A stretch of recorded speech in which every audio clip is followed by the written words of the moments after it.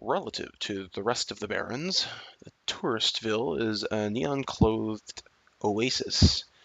At its heart is the Seamstresses Union, housed in an old brownstone building on the corner of illegal and opportunity. Burns or bums huddle together, gangers strut the streets, and the occasional salaryman comes slumming.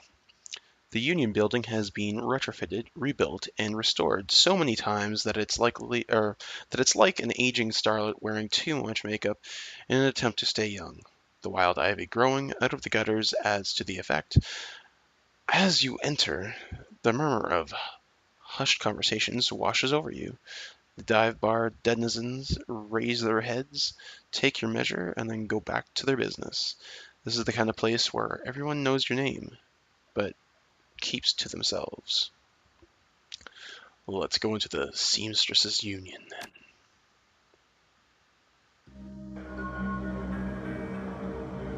Alright. First things first, I've got some stuff to use up. I got 7 karma points. So let's divvy that stuff.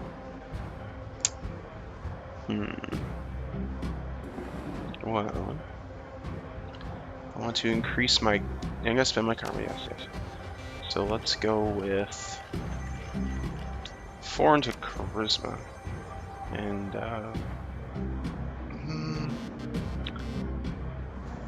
let's go with security, like I wanted to initially.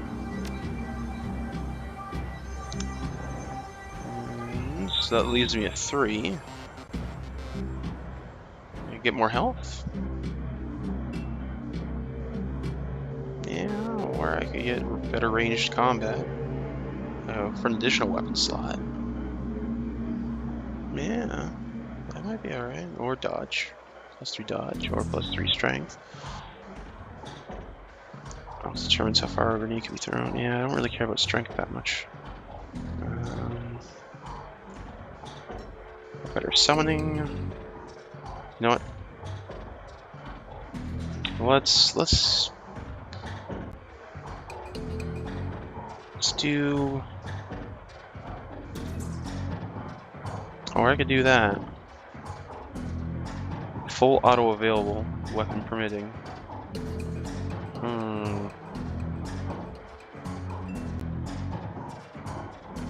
Oh wait, I can't. Okay. Yeah, I'll do that. Yeah. Confirm. But I'm gonna save up 3 points now and put that into health, I think, next. Alright. What do we got in here? Let's talk to Cherry Bomb. The bartender is a striking elf sporting a perfectly toned body, perfectly pouty lips, and perfectly tempered ears. Her eyes harmonize "Save Me" and "Take Me" in equal measure, hitting just the right notes with the maximum extraction of tips.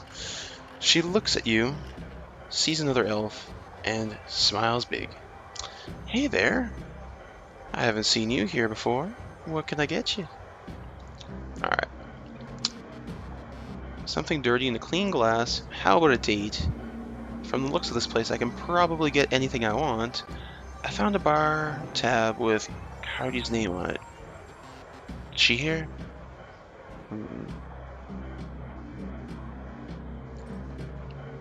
Well, let's just go with a dirty drink in a clean glass. Ooh, a hard case. I like that. Okay, hard case. I'll get you something stiff. She starts to turn away when a man with the face of a survivor and the zeal of a convert tugs at her arm hard. It's clear that the two have a history. They try to keep their voices low, but the intensity of their conversation makes them easy to overhear. Cherry, you have to listen to me. If you stick around here, you could end up dead or worse. The Ripper is out there, and he's real. That last killing happened just down the block, and now Coyote's missing. They'll probably find her tomorrow in a dumpster without her head. Come on, Cherry Bomb. Think. I think plenty, Shane. getting a freaking... What? Oh, a PH freaking... I'm getting a PH freaking D from UW in neuroprosthetics, studying under Ojin's. And now I am paying for it. Bartending, tips. There are faster ways for a Baron's girl to earn that kind of scratch, but I'm not taking them. So what do you want from me? I want what you want. A better life. A better world for everyone. The Universal Brotherhood can give you that. I've heard this all before. This isn't some trick to set us back, or get us back together. Things are different now. I'm different now. The Brotherhood. Cherry Bomb's pretty face is hard, armored in lipstick and low expectations. The Universal Brotherhood is for other people. Shane. Rich Bellevue types who can afford their membership fees and voluntary donations. This isn't about money. It's about binding the world together in brotherhood. Come with me. Attend a discovery meeting. Get to the core of who you are. I heard Lynn Telestrian give a talk last night called The New Family of the Sixth World. I've got a family right here, Shane. They're drunks and lowlifes and whores, and I'd choose them over any of your Brotherhood members. Now, Buzz, I need to get back to work. With body language that leaves no questions that the conversation is over, Cherry Bomb turns her back on him. Sorry, I get interrupted. I heard he's got the strength of the righteous, doesn't he? Boyfriend find religion? Sorry to go through that. Sounds like you've got big plans for yourself. Her pretty eyes soften. Yeah, I do. I can't stay here forever. You've got a look that says you're not just here for entertainment. Are you a badge? Nope. I didn't think so. You look like a runner to me. We're trained to spot a bronze the minute they walk in here. Something I can help you with? Maybe. I have a few questions. Ask away. Alright. Tell me about this place. Some came here for booze, some for companionship, others are looking for something that can get that they can't get anywhere else. If it's illegal or immoral, and it can be bought, sold, rented, and consumed, you can probably find it here. The Union seems to attract people like you. Who was that you were talking to? Shane, old boyfriend. He used to work here. Then one day he saw a billboard for the Universal Brotherhood, and that was that.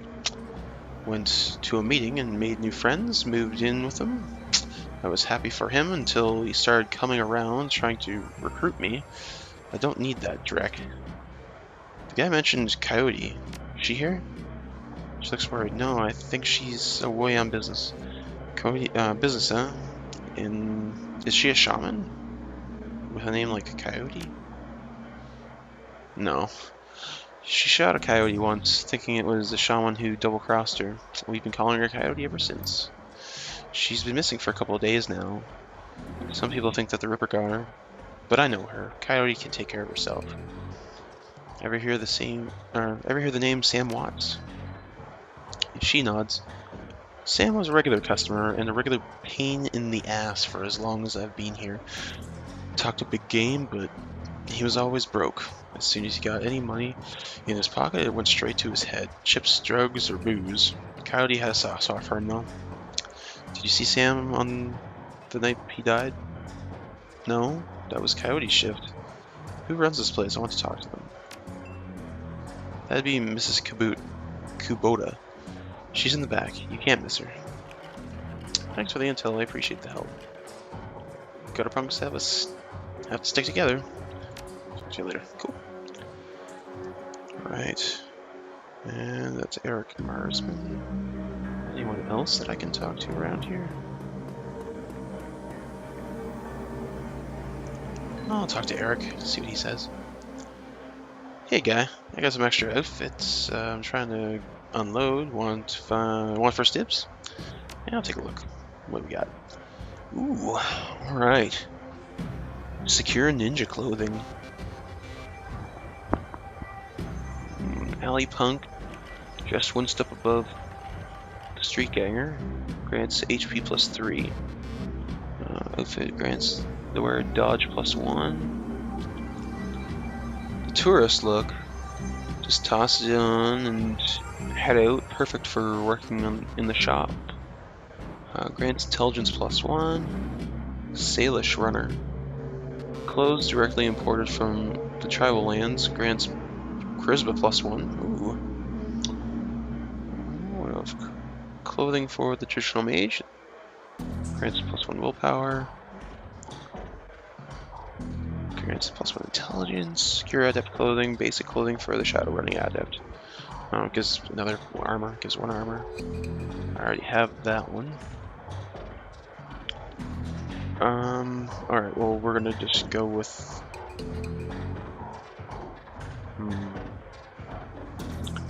I like the idea of the ninja clothing. Plus 3 HP would be nice. Armor 4. That's why I have that much. Let's go with the ninja. Ninja clothes. Down. Confirm. Thanks. Let's change into that.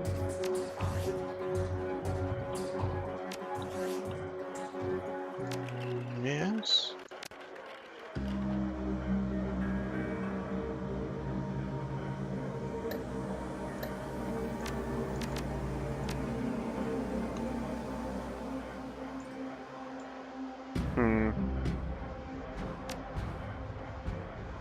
Right.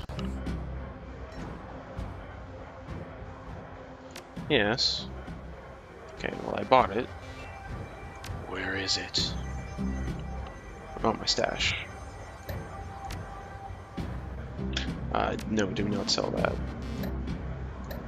Alright. Let's just exit that. Maybe I'm just missing something.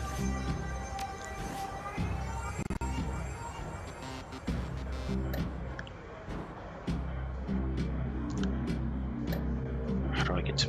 Do I have to go to, like... another place to look at that shit?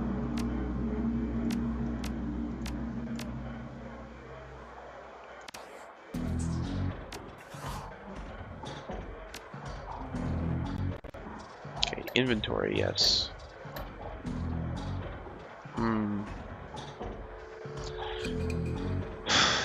Alright. How do I view my stash? That's what I want to know. Whatever.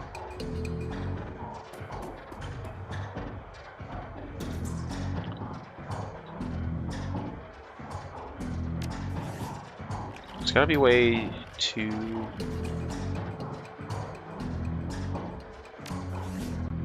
go to my stashed stuff. Items, spells, weapons, outfits.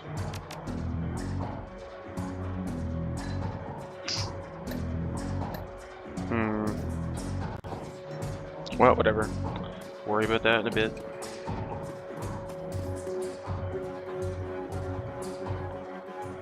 That's Jim Parks. Well, let's talk to Jim. The Asian... Oh, Jin. I thought it said Jim. Man, I'm blind. I think I need some glasses. The Asian woman's expression reads, open for business, but her demeanor reads dealer rather than companion. She has a jack in her neck, a gun on her hip, and chip on her shoulder. She eyes you with a sneer. You look like you know your way around. Need something? Weapons? Matrix tech? Show me what you got. Weapons. A low-grade pistol carried mostly by guards. Damage 6. Street sweeper. A small submachine gun. I've got an AK-97 right now.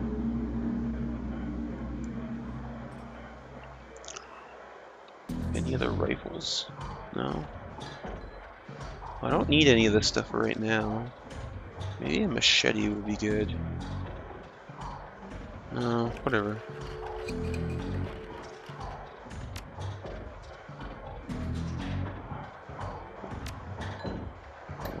do I have for a pistol?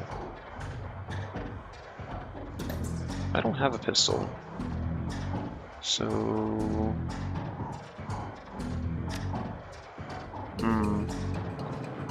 Maybe I'll get a pistol, yeah.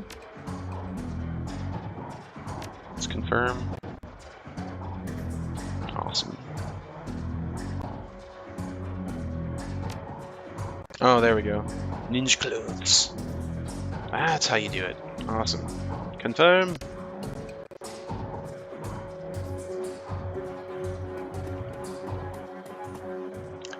Let's talk to this motherfucker. Mr. Cluey. Close to the door to the VIP section is a tower of a troll muscle wrapped in an impossibly tailored suit. Whether the product of good genes or expensive aftermarket cosmetic work, the troll's gleaming horns perfectly frame his face, and his polished tusks and goatee accentuate the set of a lantern jaw. Welcome, please behave yourself. Will do. You trouble in there often? You must be the Union's hired muscle. Funny place for the architect to put a wall. Will do, guys. Nothing stern. Nothing a stern look can't solve. You have business here? Looking into the death of Sam Watts. Yes, and the son of yours. I was a friend of Sam Watts. No one? Looking into the death of Sam. Heard about that. Real shame what happened to him. There's a sharpness in Cluey's eyes, the look of a man who has seen much and earned wisdom at a young age. I figured Sam was the type who needed to be thrown out on occasion. You ever have to toss Sam out of on his ass? In your role here, I suppose you often escort Sam to the door. Encouraged to call it a night, I'd say. Fair enough. Sam was drunk, but he usually wasn't a violent one. Usually. What about the night he died? He was a bit agitated, didn't catch the specifics. Might have been over a woman. I thought I was going to have to show him out, but I had to deal with a couple of rival go-gangers posturing for one of the working girls upstairs. Jake helped Sam out instead. Keep those eyes and ears open. I appreciate your talking with me. Thanks for the info. No problem. Alright. What's going on back here? Johnny Clean. Mrs. Kubota. Okay. And Noog. Let's talk with Johnny Clean. The man is dressed like a janitor, but is wearing unshaven or unusually clean overalls.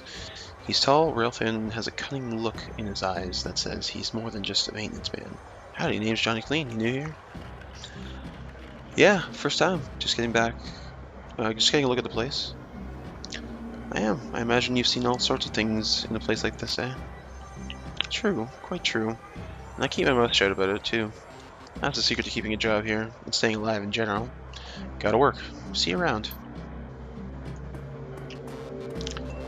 What's Noog got to say? Covered in a glowing magical talismans and fetishes, the troll does not seem fully of this world. He mumbles to himself constantly, apparently participating in several conversations at once, but with entities you can neither see nor hear. I tell you, it's not like that at all. Bring me proof, and you shall have it. I am honored, Your Majesty. That was why I have you. That is why I said to use mustard instead of catsup. Forgive me, Jean. I was a fool. He looks you in the eye. His other conversation on hold. You may peruse my magical wares and see their glory. Cool. Okay. What does he have? Slow.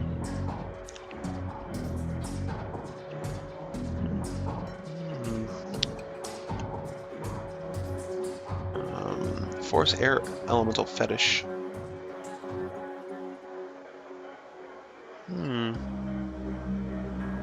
Guess I could use one of those.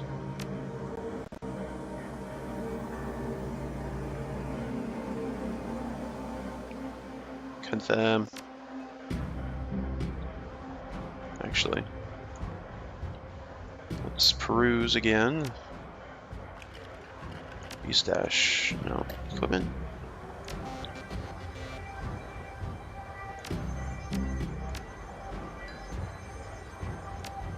Chi casting and consumables.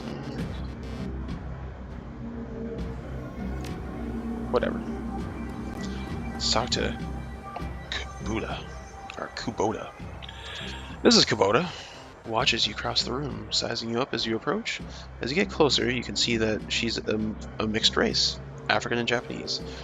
Her demeanor says, "This is my house, mess with it at your peril," but her eyes twinkle with a playful light when she speaks. Konbanwa, good evening.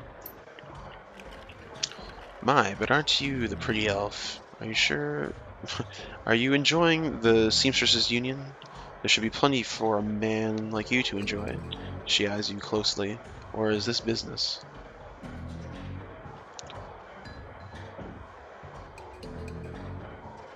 I have topics to discuss. Sokara, and why should I help you? Sam Watts, I'm looking for his killer. Her face brightens, amused. Ah, so you are the little insurance policy he would go on about when he was drunk. His avenging angel who would strike back for him from beyond the grave. What do you want to know? Well, how well did you know Sam? I knew him. We all did. Sam was a regular here. Whenever he could beg or borrow enough nuions to become altered in some way. Drugs, chips, alcohol, it didn't matter to Sam as long as he was bent. He was always looking for his next fix. He clung to this place as if it was his lifeline, and we treated him as part of the family, even if none of us truly liked him, except Coyote. Did you see Sam on the night of his death? He was here quite inebriated, as often was. Coyote was working bar that night, and she informed me that Sam was getting rowdy and belligerent with other customers. When I requested he leave, he refused. My bouncer, Mr. Clue, was off dealing with another issue, so I requested that Jake escort Sam out the back door to the alley. That was the last I saw of either of them. Why is this place called the Seemstresses Union? During the gold rush years, there was a census.